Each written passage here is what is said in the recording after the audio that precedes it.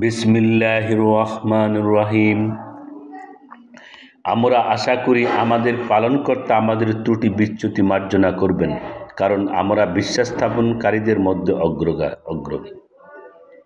আমি মুসাকে আদেশ করলাম যে, আমার বান্দাদেরকে নিয়ে রাত্রে যুগে বের হয়ে যাও, নিশ্চয়ই তোমাদের পশ্চাদ্ধাবন করা হবে।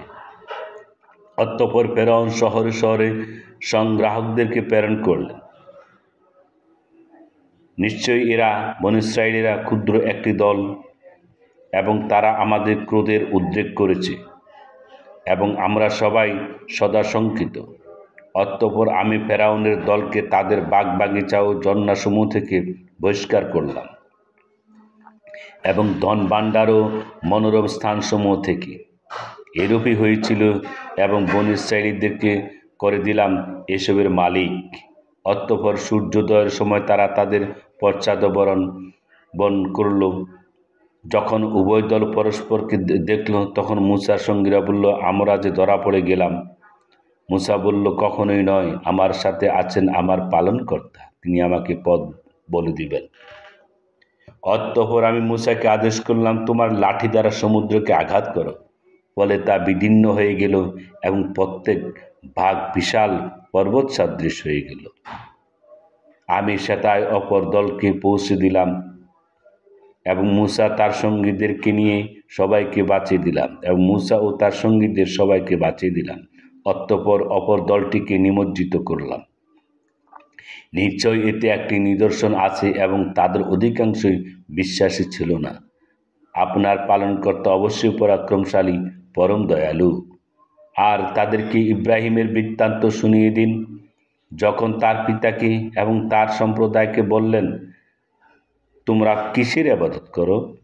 তারা বলল, আমরা প্রতিমার পূজা করি এবং সারাদিন এদেরকে নিষ্ঠার সাথে আঁকড়ে থাকি। ইব্রাহিম আলাইহিস সালাম বললেন, তোমরা যখন আহ্বান করো তখন তারা শুনে কি?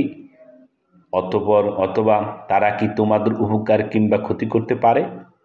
তারা বলল, না, তবে আমরা আমাদের পিতৃপুরুষদেরকে পেয়েছি, তারা এরূপই করত। ইব্রাহিম বললেন, তোমরা কি তাদের সম্পর্কে ভেবে দেখেছ যাদের পূজা করে আসছ, তোমরা এবং তোমাদের পূর্ববর্তী পিতৃপুরুষেরা?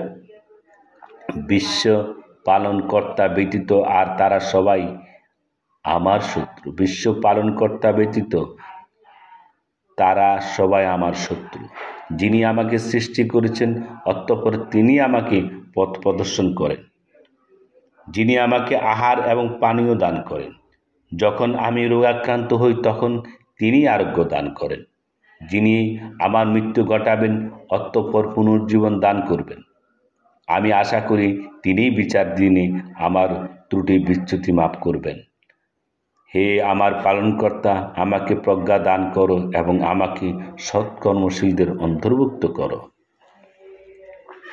এবং আমাকে পরবর্তীদের মধ্যে সত্যভাষী করো,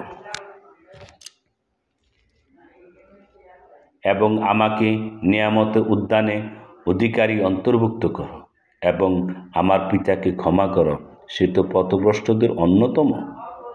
এবং পুনরুত্থান দিবসে আমাকে লাঞ্ছিত করো না, যে দিবসে ধন সম্পদ ও সন্তান সন্ততি কোনো উপকারে আসবে না, কিন্তু যে সুস্থ অন্তর নিয়ে আল্লাহর কাছে আসবে, জান্নাত আল্লাহ বিরোধের নিকটবর্তী করা হবে, এবং বিপদগামীদের সামনে উন্মোচিত করা হবে জাহান্নাম।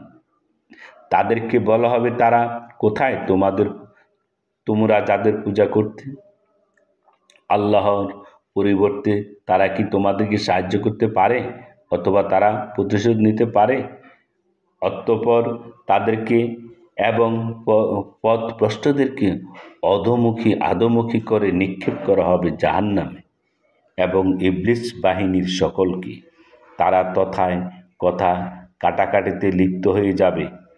আল্লাহর কসম, আমরা প্রকাশ্যে বিভ্রান্তিতে লিপ্ত ছিলাম যখন আমরা তোমাদেরকে বিশ্ব পালনকর্তার সমতুল্য গণ্য করতাম। আমাদেরকে দুষ্ট কর্মীরাই গোমরা করেছিল। অতএব আমাদের কোনো সুপারিশকারী নেই, এবং কোনো সহৃদয় বন্ধুও নেই। হায়, যদি কোনোরূপে আমরা পৃথিবীতে প্রত্যাবর্তনের সুযোগ পেতাম, তবে আমরা বিশ্বাস স্থাপনকারী হয়ে যেতাম। নিশ্চয়ই এতে নিদর্শন আছে এবং তাদের অধিকাংশই বিশ্বাসী নয়।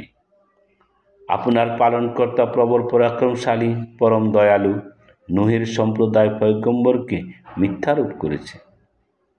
যখন তাদের ভ্রাতা নূহ তাদেরকে বললেন, তোমাদের কি ভয় নেই? আমি তোমাদের জন্য বিশ্বস্ত বার্তাবাহক। অতএব তোমরা আল্লাহকে ভয় করো এবং আমার অনুগত্য করো। আমি তোমাদের কাছে এর জন্য কোনো প্রতিদান চাই না। আমার প্রতিদান তো বিশ্ব পালনকর্তাই দেবেন। অতএব তোমরা আল্লাহকে ভয় করো এবং আমার অনুগত্য করো।